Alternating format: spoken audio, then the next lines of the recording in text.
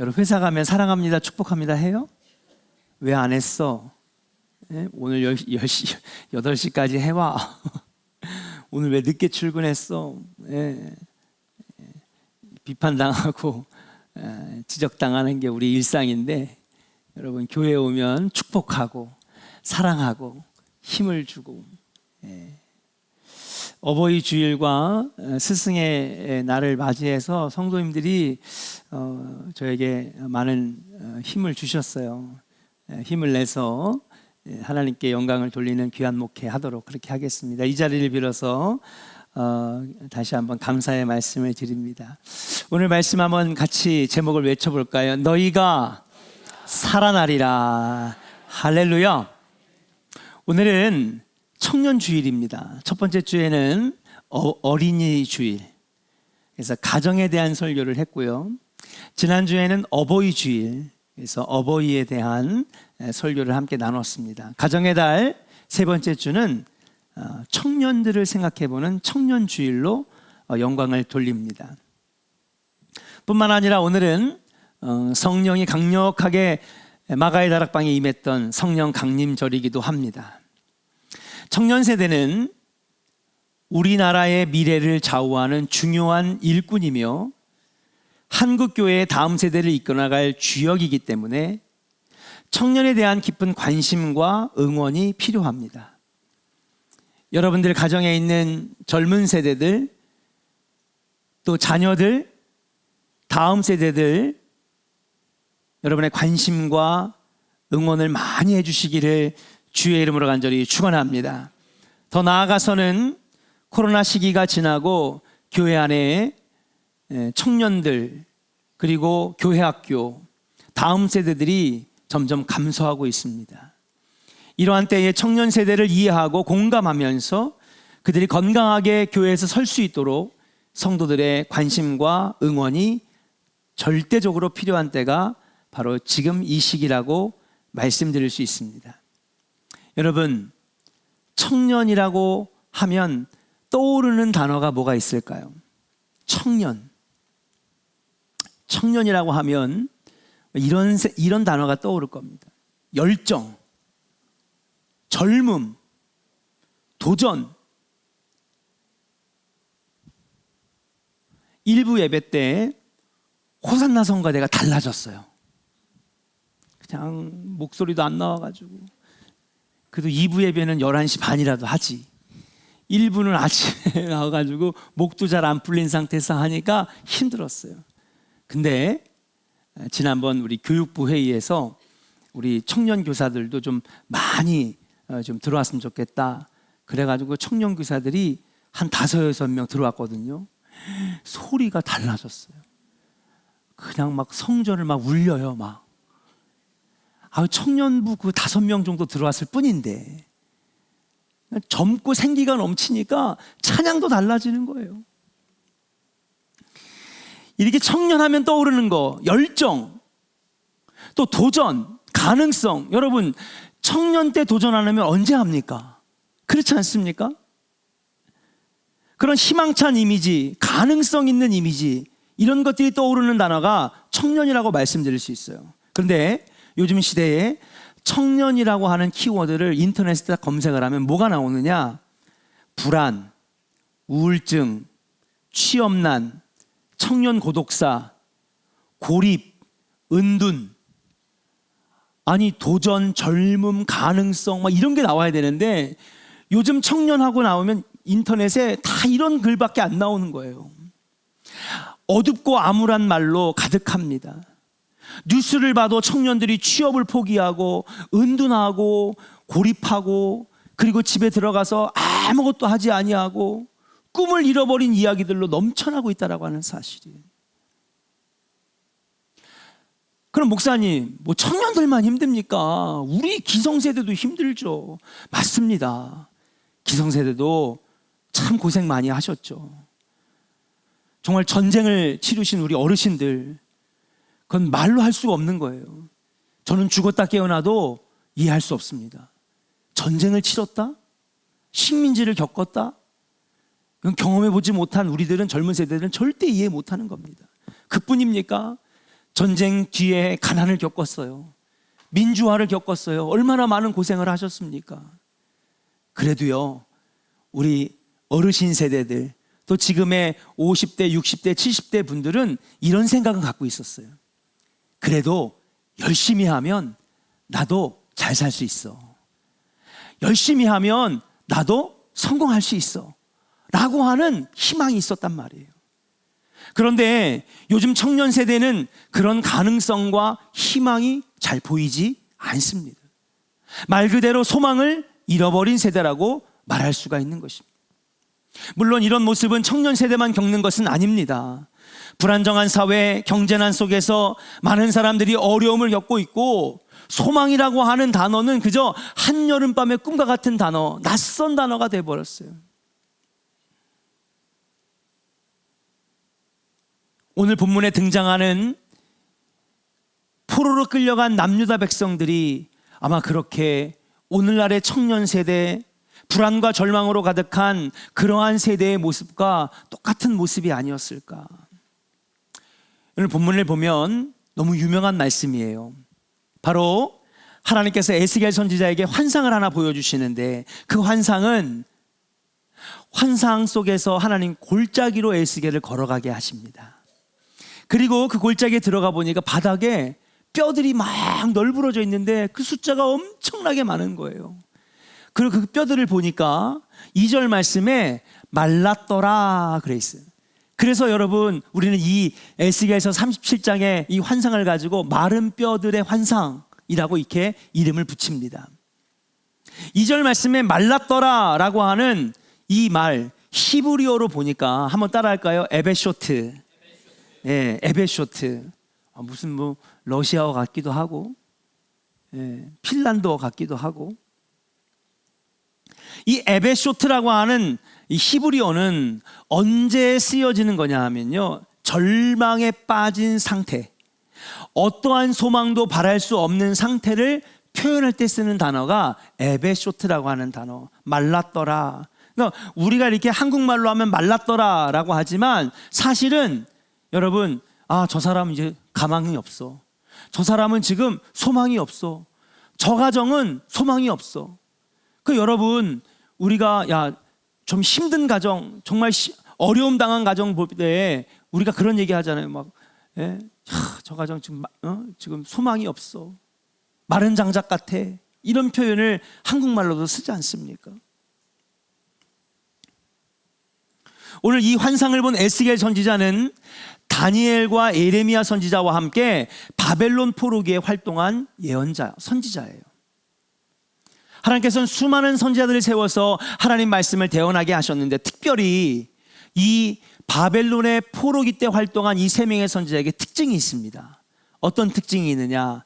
환상을 보여주셔서 하나님의 말씀을 대언하게 하셨다라고 하는데 특징이 있어요. 가장 암울한 시기에 하나님은 여러분 환상을 보여주셔서 그들에게 하나님의 메시지를 전하게 하셨다는 것입니다. 남유다 왕국은 3번의 바벨론의 침입을 당합니다. 첫 번째는 1차 침입 때는요, 다니엘을 포로로 끌고 갔어요. 왕족과 귀족과 그리고 다니엘과 같은 어린 인재들을 데려갔습니다. 2차 때에는 젊은 청년 세대, 그리고 각 분야에 앞으로 나라의 희망이 될 전문가들, 인재들을 또 끌고 갔습니다. 3번째 때는 아예 그냥 마구잡이로 다 끌고 가버리고 성전을 불태우고 그리고 나라를 멸망시켜놨죠. 에스겔 선지자는 25살에 2차 포로 때 끌려간 사람입니다. 당시 포로로 잡혀간 남유다 포로들은 그발강가라는 데에 터를 잡고 살았는데, 그때 이들이 뭐를 했느냐? 유프라테스 강에서 흘러나오는 그 물을 일부러 인공적으로 물길을 내가지고 바벨론 주요 도시에다가 물을 공급하는 운하공사에 투입이 됐습니다. 여러분, 요셉과 그의 형제들이 이집트에 정착한 다음에 그들은 거기에서 어떤 노예 생활을 했어요? 피라미드 만들고 스핑크스 만들고 나일강을 개척하고 이런 데 동원됐거든요. 근데 한참 시간이 지나서 이 남유다 포로들은 운하 작업에 투입이 됐습니다. 아침에 눈 뜨면 밥을 먹자마자 고된 노동에 들어가고요. 채찍을 맞고 발길질을 당하면서 집에 들어오면 그냥 쓰러져 자는 거예요. 그들의 인생이 얼마나 고달팠겠습니까? 그런데 그때마다 야, 그래도 언젠가는 고향으로 돌아갈 수 있겠지. 그래서 여러분, 예레미야서나 에스겔서를 보면 당시에 여러분, 나라는 멸망했지만은 남아있는 유다 백성들이 예레미야 선지자에게 물어봅니다. 우리 다시 해방될 수 있을까요? 우리 다시 나라가 회복될 수 있을까요? 그랬더니 예레미야의 대답 뭐냐면 노라는 거예요. 그럴 리 없다는 거예요. 70년이 지나야지만이 회복될 거라고 단언하면서 얘기를 합니다. 그러니까 지금 이걸 물어보는 사람들은 해방을 본다는 거예요, 안 본다는 거예요? 못 본다는 거죠. 포로들이 돌아오는 걸 본다는 거예요, 못 본다는 거예요? 못 보는 것입니다. 그 절망에 빠진 거죠. 또 저쪽 포로에 잡혀가 있는 이 남유다 백성들은 바벨론에서 에스겔 선지자에게 물어봅니다. 에스겔 선지자요, 하나님이 당신에게 환상을 보여주시는데 하나님 뭐라고 그러십니까? 내년에는 고향으로 돌아갈 수 있다고 그러죠? 5년만 있으면 들어갈 수 있다고 그러죠? 그러니까 에스겔이 아니요, 이 에스겔도 뭐라 그래요? 70년이 지나야 돌아갈 수 있다니. 절망한 거예요. 아무리 봐도 소망이 보이지 않는 것입니다. 그렇게 포로기의 백성들은 점점 소망을 잃어갔습니다. 에스겔이 환상 가운데 봤던 바싹 말라버린 뼈는 소망을 완전히 잃어버린 백성들을 상징한 것이라고 오늘 본문 말씀에도 하나님이 직접 말씀하셨어요. 이 뼈들을 봐라. 이 뼈들은 바로 지금 포로로 끌려간 소망 없는 너희 백성들을 가리키는 것이다. 하나님 말씀하셔요. 소망을 찾아볼 수 없는 청년 세대, 그리고 지금 이 시대를 살아가는 우리의 모습은 마치 에스겔이 환상 속에서 봤던 골짜기의 마른 뼈들과 같다라고 말씀드릴 수 있어요. 뼈가 말랐다는 것은 뭐를 상징합니까? 여러분, 죽음을 상징하는 것입니다. 하나님께서도 9절 말씀에 이 마른 뼈들이 이 죽임을 당한 자라고 그렇게 말씀을 하고 있어요. 그렇습니다. 요즘 청년들이 가장 많이 하는 말이 무엇인지 아십니까? 찾아보니까 청년들이 가장 많이 하는 말이 애를 써봐도 소용이 없다. 그런 말을 제일 많이 한대요. 또 찾아봤어요. 청년들이 가장 많이 하는 말, 물론 어떻게 보면 뭐 전부 다 그런 건 아니지만은 이런 말을 많이 한대요. 이번 생에는 글렀다. 죽은 자와 진비 없는 말을 하는 게 요즘 청년 세대, 젊은 세대라고 하는 거예요. 그렇게 마른 뼈들을 보고 있으면서 우리가 지금 이런 꼴이구나. 포로로 끌려온 우리들이 이렇게 말라 죽어있는 마른 뼈들과 같구나. 에스겔이 탄식하고 있을 때 하나님께서 3절에 이렇게 말씀하십니다. 우리 같이 한번 3절을 읽어볼게요. 같이 읽습니다. 시작. 그가 내게 이르시되 인자야 이 뼈들이 능히 살 수 있겠느냐 하시기로 내가 대답하되 주 여호와여 주께서 하시나이다. 아멘. 오늘 하나님께서 인자야, 여기서 말하는 사람의 아들아, 이건 누구를 말하는, 에스겔을 말하는 거예요. 에스겔아, 너가 생각하기에 이 뼈들이 능히 살 수 있겠느냐? 이 뼈들은 누구를 가리키는 거예요?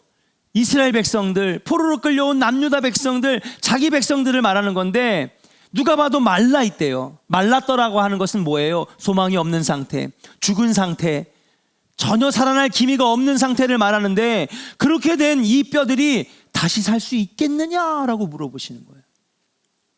저는 이 말씀을 묵상을 하는데 꼭 저에게 이렇게 말씀하시는 거예요. 사랑하는 서원석 목사야, 지금 한국교회가 마른 뼈들과 같고 한국교회 안에 있는 우리 청년들, 우리 학생들, 우리 자녀들이 지금 마른 뼈들 같은데 이 뼈들이 다시 살아날 수 있겠느냐? 청년들이 다시 살아날 수 있겠느냐? 성도들의 소망이 없고 생기를 잃어버렸는데 다시 살 수 있겠느냐? 꼭 저에게 하시는 말씀 같았어요. 에스겔 선지자는 자신이 아무리 사방을 둘러봐도 마른 뼈와 같이 죽어버린 자기 백성들이 살아날 가능성이 하나도 보이지 않았습니다. 그런데 하나님께서는 에스겔에게 물어보시는 거예요. 다시 살아날 수 있겠느냐? 그러니까 에스겔이 정답을 말합니다. 뭐라고 하느냐? 내가 대답하되 뭐라고요? 주 여호와여 주께서 아십니다. 지금 말라붙었고 죽었고 소망이 없고 그런 이스라엘 백성들, 포로로 끌려온 이 남유다 백성들, 이들이 더 이상 소망도 없고 가망도 없는데 다시 살아날 수 있겠느냐라고 물어보실 때 에스겔은 뭐라고 대답하냐면 여호와 하나님 당신이 아십니다. 그 얘기는 뭐예요? 열쇠는 누구에게 있다는 거죠? 여호와 하나님 앞에 있다는 거예요. 사랑하는 여러분, 암울한 시대의 청년들이 다시 살아날 수 있을까요? 한국교회 안에 감소해가는 청년부, 학생부, 다음 세대들이 다시 살아날 수 있을까요? 세상을 바라보면 답이 보이지 않습니다. 그러나 저는 에스겔 선지자처럼 말하고 싶어요. 하나님, 이 세대가 다시 살아날 수 있는 가능성은 오직 여호와 하나님 손에 달려 있습니다. 한번 따라 합시다. 오직 여호와 하나님 손에 달려 있습니다. 그렇습니다. 우리의 생각과 머리로는 이 다음 세대, 청년 세대를 살릴 수 있는 방법이 없을 것 같아요. 정말 청년들의 말처럼 이번 생에는 글렀는지도 모르겠습니다. 그러나 아닙니다. 하나님의 손이 그들과 함께 하시면, 하나님이 함께 하시면 거기에 길이 열리고 문이 열리고 소망이 다시 임하게 될 줄로 믿습니다.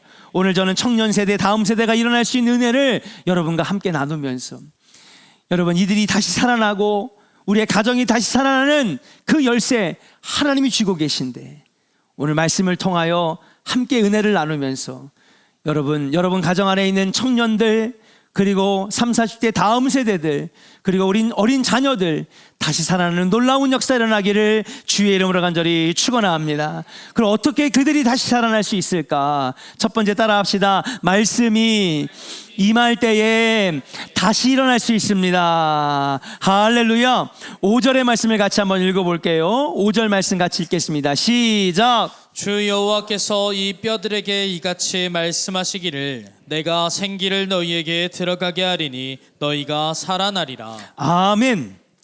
주 여호와께서 이 뼈들에게 뭐 했다고요? 말씀하시기를, 이같이 말씀하시기를. 여호와 하나님께서 그들에게 말씀하신 거예요.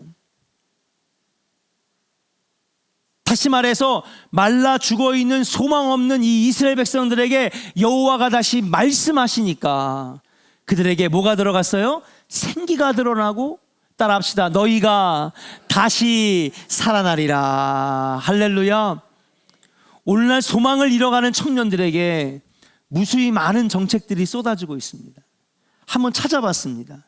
청년 취업 보조금, 청년 희망대출, 청년 임대 아파트, 결혼 장려금, 신혼임대 아파트 0% 대출. 그것도 말고 엄청나게 많아요. 수십 가지의 정책들이 정부에서 쏟아지고 지자체마다 있는 거예요. 부럽죠? 50대, 60대, 70대 분들. 응? 근데 청년들은 여러분들을 부러워해요. 왠지 아십니까? 사실 대한민국의 경제력은 60대, 70대, 80대가 붙잡고 있으니까. 젊은 사람은 돈 없어요.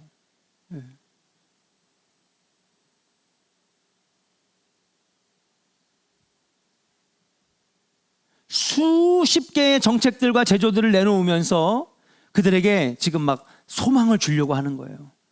희망을 주려 하는 거예요.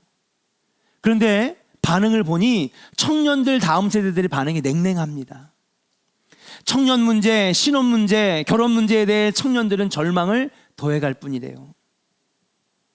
그도 그런 것이 정말 이렇게 좋은 정책들을 내놨으면 우리 교회 청년들 지금 다 결혼하지 않았겠습니까? 그렇잖아요.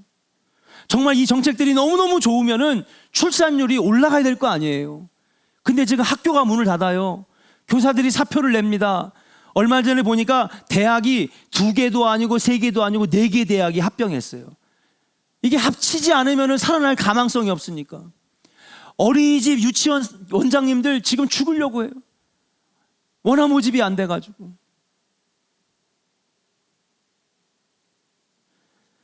그 정책들이 정말 효과가 있고 정말 좋으면 여러분 이 사회가 달라져야 될 거 아닙니까?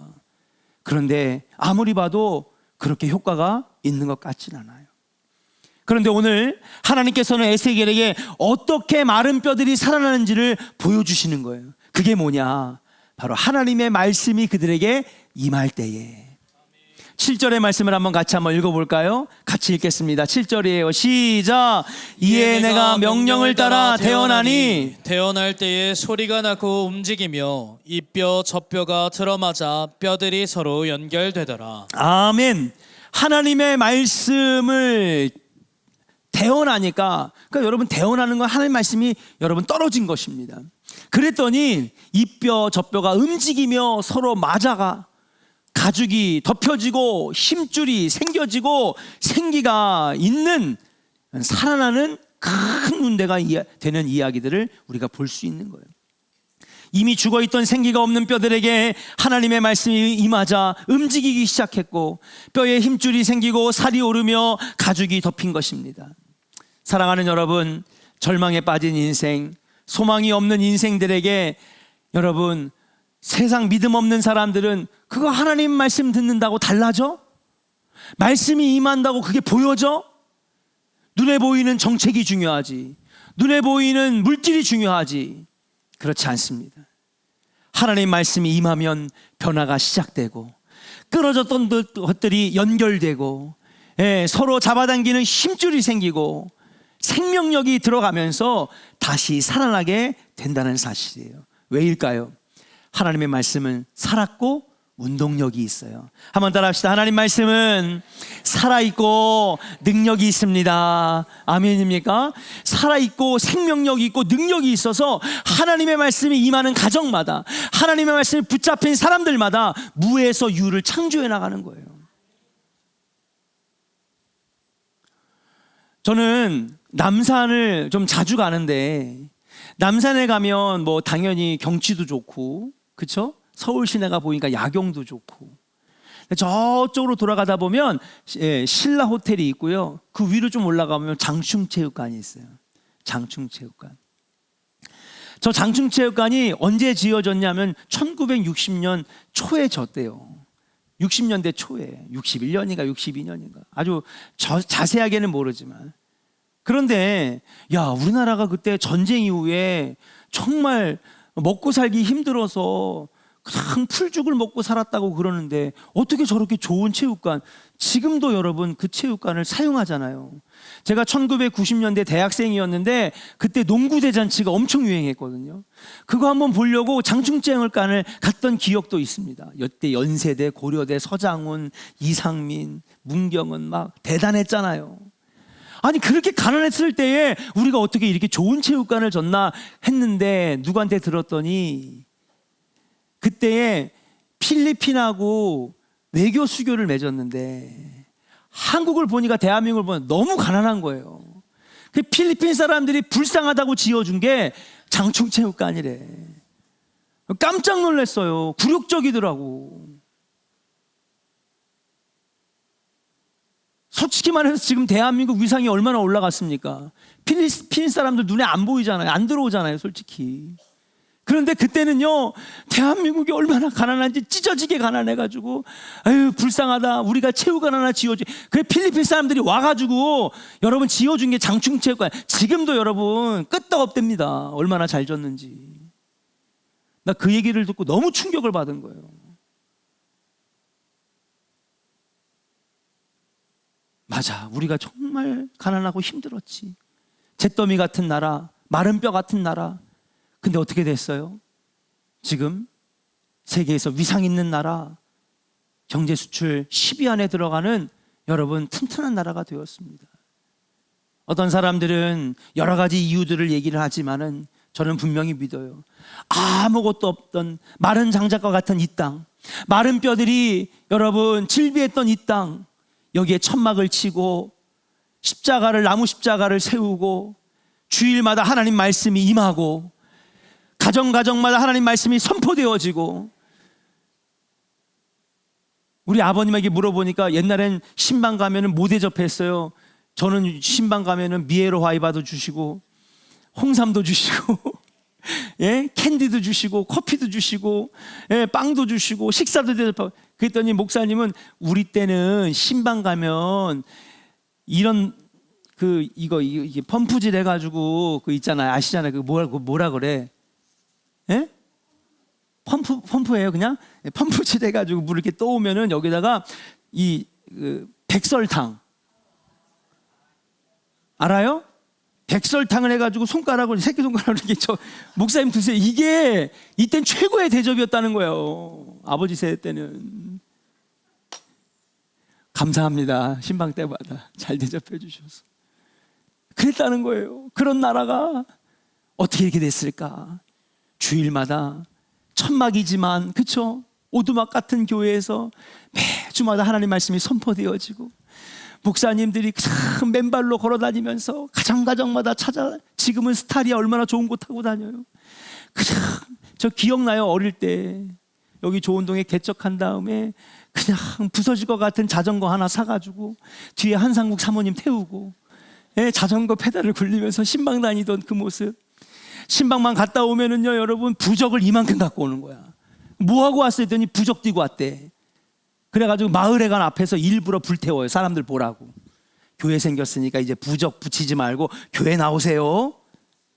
그러더니 한 2년 지나니까 50cc 오토바이로 바뀌더라고. 지금 얼마나 좋아요. 스타리아 타고 다니잖아요. 그런 나라가 어떻게 이렇게 됐을까?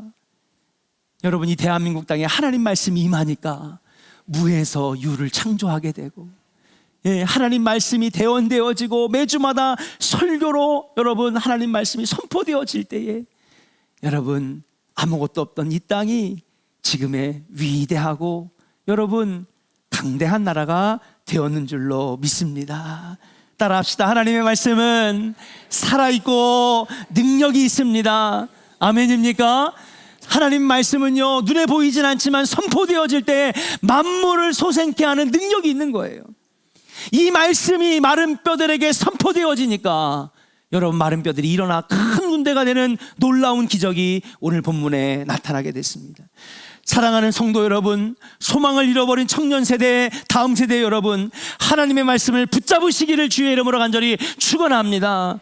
하나님 말씀이 임하는 가정마다, 임하는 교회마다, 청년들마다 다시 일어나는 놀라운 역사가 일어난다는 사실이에요. 두 번째, 따라합시다. 하나님의 영이 임할 때에 하나님의 영이 함께 하셔야 됩니다. 우리 11절 말씀 같이 읽어볼게요. 11절 같이 읽겠습니다. 시작.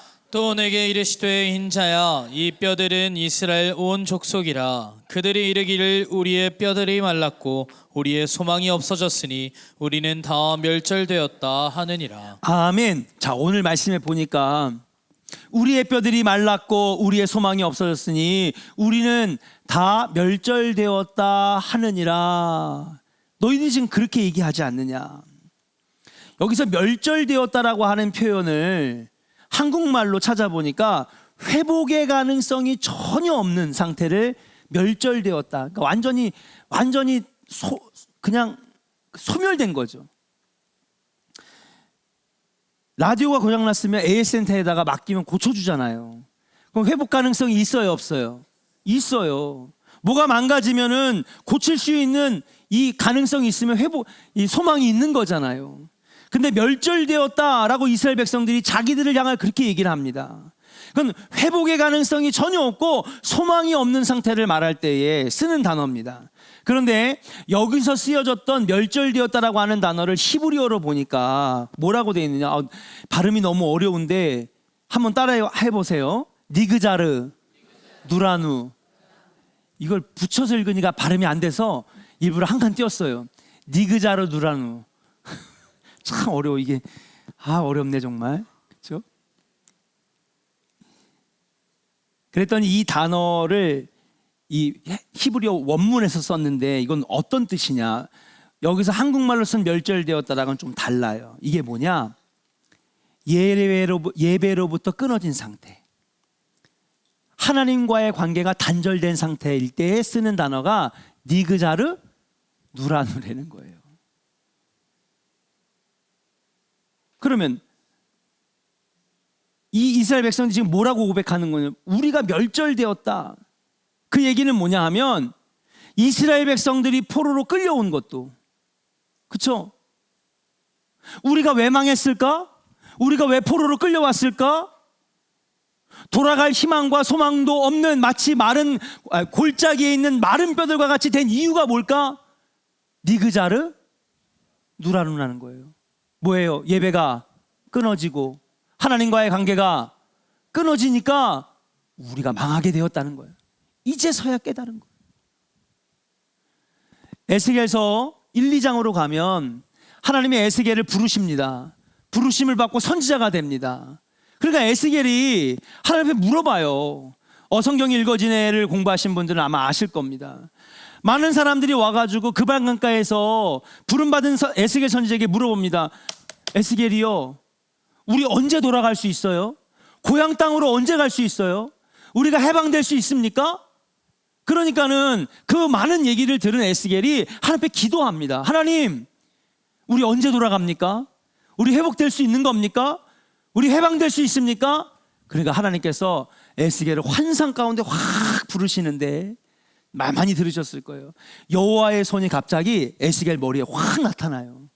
에스겔의 머리채를 확 붙잡은 다음에 마치 순간이동하듯이 확 잡아챈 다음에 여러분 바벨론 땅 그발 강가에서 어디로?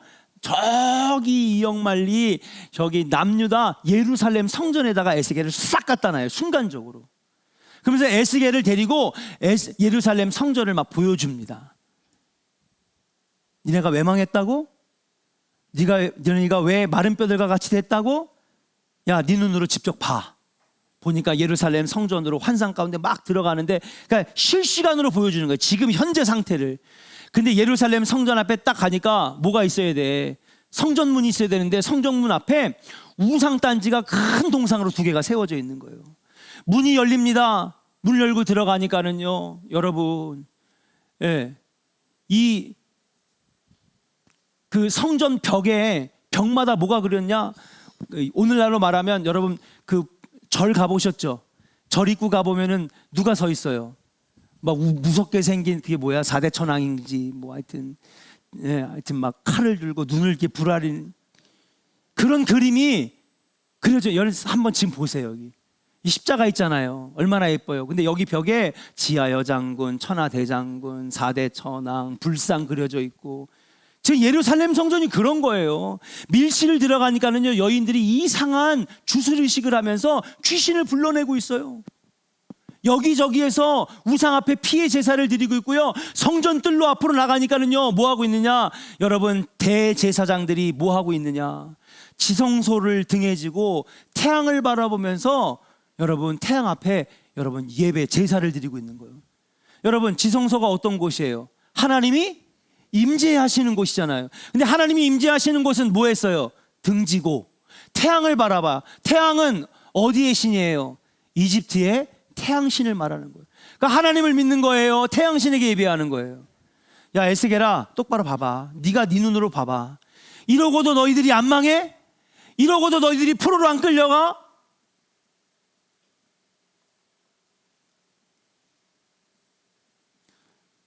사랑하는 조은의 성도 여러분, 예배가 끊어지고 하나님과의 관계가 단절되면 마른 뼈들처럼 소망이 없어지는 거예요. 희망이 없는 겁니다. 우리는 살아가는 것 같지만 죽은 목숨이라는 사실이. 사랑하는 여러분, 하나님과의 관계가 끊어지지 않기를 주의 이름으로 간절히 축원합니다. 여러분, 예배가 다시 살아나고 예배가 끊어지면 안 된다는 사실이에요. 청년 세대, 다음 세대가 이렇게 말합니다. 목사님, 바빠서 취업 준비해야 돼서, 공무원 시험 봐야 돼서, 국가 시험 봐야 돼서.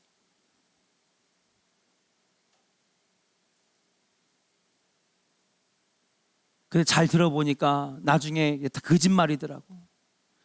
그 바쁜 와중에도요, 친구 만날 거 다 만나고, 놀 거 다 놀고, 술 마시러 갈 거 다 마시러 가고. 예배가 끊어졌다고 하는 것, 하나님과의 관계가 단절됐다고 하는 건 마귀가 그들의 마음을 사로잡았다는 거예요. 절대로 예배가 끊어지면 안 됩니다. 하나님과의 관계가 끊어져서는 안 된다고 하는 사실이에요. 이렇게 이런저런 이유로 예배가 끊어지고 하나님과의 관계가 단절되면 우리의 영은 죽게 된다는 사실이에요.